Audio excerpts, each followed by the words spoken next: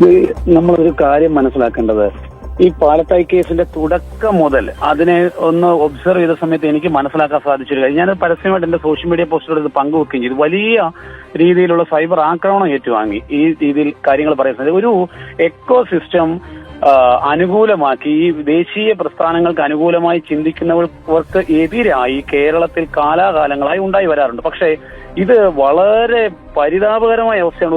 ഒരു മനുഷ്യന്റെ അദ്ദേഹത്തെ നിരന്തരമായി ഇത്തരത്തിൽ ഒരു തെളിവുമില്ലാത്തൊരു കേസിന്റെ അടിസ്ഥാനത്തിൽ അദ്ദേഹം ആ വിദ്യാലയത്തിലെ ഒരു വിദ്യാർത്ഥിയും, ഈ പറയപ്പെടുന്ന വിദ്യാർത്ഥി അല്ലാതെ മറ്റൊരാളും, നിങ്ങളൊരു എൻക്വയറി നടത്തി നോക്കൂ, ആരെങ്കിലും ഒരാൾ ആ മനുഷ്യനെതിരെ സംസാരിക്കുന്നുണ്ടോ എന്ന്. അദ്ദേഹത്തിന്റെ സഹപ്രവർത്തകരാണെങ്കിലോ അദ്ദേഹം പഠിപ്പിക്കുന്ന വിദ്യാർത്ഥികളോ അവരുടെ മാതാപിതാക്കളോ ആരും ഇത്തരത്തിലൊരു ആക്ഷേപം പറയാത്ത ഒരു മനുഷ്യനെ കുറിച്ച് ഒരു പോക്സോ കേസ് ചാർത്തി കൊടുക്കുക, അതും കേവലം താൻ പഠിപ്പിക്കുന്ന ഒരു കൊച്ചു കുട്ടിയെ പീഡിപ്പിക്കാൻ ശ്രമിച്ചു എന്ന രീതിയിൽ ഒരു കേസ് കൊടുക്കുന്നു. നിരന്തരമായി കുട്ടി മൊഴി മാറ്റുന്നു. അന്വേഷണ ഉദ്യോഗസ്ഥരടക്കം രാഷ്ട്രീയ നേതാക്കന്മാർക്ക് വളരെ കൃത്യമായ ഒരു കോൺസ്പിറസി ഇതിന്റെ പിന്നിൽ തുടക്കം മുതൽ കാണാൻ സാധിക്കും. ഈ അനുകൂലമായ യാതൊരു തെളിവുകളുമില്ല. സാഹചര്യ തെളിവുകളുടെയൊക്കെ അഭാവത്തിൽ കേസ് കോടതിയിലേക്ക് പോകുന്ന സമയത്ത് ഈ വൈരുദ്ധ്യങ്ങളായ മൊഴി കോടതിയുടെ മുന്നിൽ വന്നിരിക്കുന്ന സമയത്ത് വളരെ പെട്ടെന്ന് ജഡ്ജി മാറുന്നു. ഇതാണ് ഏറ്റവും ഗൗരവകരമായ വിഷയം.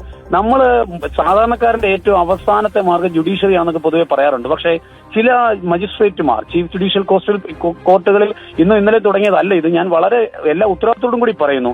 ചില ജഡ്ജിമാർ, വിശാൽ വധക്കേസിൽ നമ്മൾ എന്താണ് കണ്ടത്? സമാനമായ സാഹചര്യമാണ് വിശാൽ വധക്കേസിൽ കണ്ടത്. എല്ലാ പ്രതികളെയും വെറുതെ വിടുന്ന ഒരു സാഹചര്യം ഉണ്ടായത് ആ ജഡ്ജിയുടെ പല സമയത്തുള്ള പരാമർശങ്ങൾ, ചില സാക്ഷികളെ പ്രസന്റ് ചെയ്യുന്ന സമയത്ത് അസ്വസ്ഥരാകുന്നത്, ഇതൊക്കെ നേരിൽ കണ്ടിട്ടുള്ള ഒരു വ്യക്തിയാണ് ഞാൻ. സമാനമായ രീതിയിൽ തന്നെയാണ് ഇവിടെയും സംഭവിച്ചിരിക്കുന്നത്. ഉദ്യോഗസ്ഥ തലത്തിൽ ഒരു വലിയ ഗൂഢാലോചന നടന്നിരിക്കുന്നു. അതിന് രാഷ്ട്രീയ മേലാളന്മാരുടെ സഹായം ഉണ്ടായിരിക്കുന്നു. ഈവൻ ജുഡീഷ്യറിയെ പോലും തെറ്റിദ്ധരിപ്പിക്കുവാനോ സമയത്ത് മറ്റൊരു ജുഡീഷ്യൽ അധികാരിയെ സമയത്ത് കൊണ്ട് ഇറക്കുവാനും ഇത്തരത്തിലൊരു വിധി ഉണ്ടാക്കിയെടുക്കണം എന്ന് തീരുമാനിക്കപ്പെട്ടതിന് പ്രകാരമായിരുന്നു അധ്യാപകൻ ജയിലിലേക്ക് പോകുന്ന സാഹചര്യം ഉണ്ടായത്. ഇന്നിപ്പോ നിശിതമായ ഭാഷയിൽ ഹൈക്കോടതി വിമർശിച്ചിരിക്കും. ഞാൻ ആദ്യം സൂചിപ്പിച്ചതുപോലെ ജുഡീഷ്യറിയിലുള്ള നമ്മുടെ വിശ്വാസം കൂടി വരുന്നു.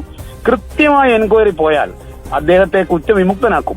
ഈ കുറ്റവിമുക്തനാക്കുന്ന സമയത്ത് ഏഷ്യാനെറ്റ് അടക്കം 24 അടക്കം റിപ്പോർട്ടർ അടക്കമുള്ള മാധ്യമങ്ങൾ നമ്മുടെ പൊതുസമൂഹത്തിന്റെ മുന്നാകെ പരസ്യമായി മാപ്പ് പറയാൻ തയ്യാറാണ്. ഒരു മാപ്പ് പറച്ചിൽ അവസാനിക്കുന്നതല്ല. ആ മനുഷ്യന്റെ ജീവിതം, അദ്ദേഹത്തിന്റെ കുടുംബം, അദ്ദേഹത്തിന്റെ ബന്ധുക്കൾ, അദ്ദേഹത്തിന്റെ സുഹൃത്തുക്കൾ, അദ്ദേഹത്തിന്റെ സംഘടന, ഇവരെ എല്ലാം അപമാനിക്കുകയായിരുന്നു ഇത്രയും കാലം. അദ്ദേഹത്തിനുണ്ടായ ഒറ്റപ്പെടൽ അതൊരു ചെറിയ കാര്യമല്ല. ഇങ്ങനെ ഒരു മനുഷ്യനെ ഇല്ലായ്മ ചെയ്യാൻ അദ്ദേഹത്തിന്റെ രാഷ്ട്രീയം നോക്കിക്കൊണ്ട്, ആ രാഷ്ട്രീയത്തിൽ പെടുന്ന ആളാണ് ഞാൻ മനസ്സിലാക്കിയെടുത്തോളം. അദ്ദേഹം ഈ CAA ഉണ്ടായ സമയത്ത് പരസ്യമായി സിറ്റിസൺ അമെന്റ്മെന്റ് ആക്ട് രാജ്യത്തിന് അനിവാര്യമാണ് എന്നുള്ള രീതിയിൽ പരസ്യമായി പ്രതികരിച്ചയാളാണ്. ഇങ്ങനെ ഒരു മുസ്ലിം ജനസമൂഹം കൂടുതലായി താമസിക്കുന്ന, അല്ലെങ്കിൽ ജിഹാദികളായ ആളുകൾ, ഞാൻ മുസ്ലിം സമൂഹത്തെ പറഞ്ഞതല്ല, ഈ സമൂഹത്തിനുള്ളിലെ തീവ്ര ചിന്താഗതിക്കാരായ ജിഹാദികളായ ആളുകൾ എതിർത്തിരുന്ന ഒരു വിഷയത്തെ അനുകൂലമായി പ്രതികരിച്ചതാണ് അദ്ദേഹത്തിന് മേൽ ഈ സാഹചര്യം ഉണ്ടാകാൻ ഇടയായത്. ഏതായാലും ജുഡീഷ്യറിയിൽ പരിപൂർണമായി വിശ്വാസം അർപ്പിക്കുന്നു. അദ്ദേഹം കുറ്റമുക്തനായി തിരികെ വരും എന്ന് തന്നെ വ്യക്തമാണ്.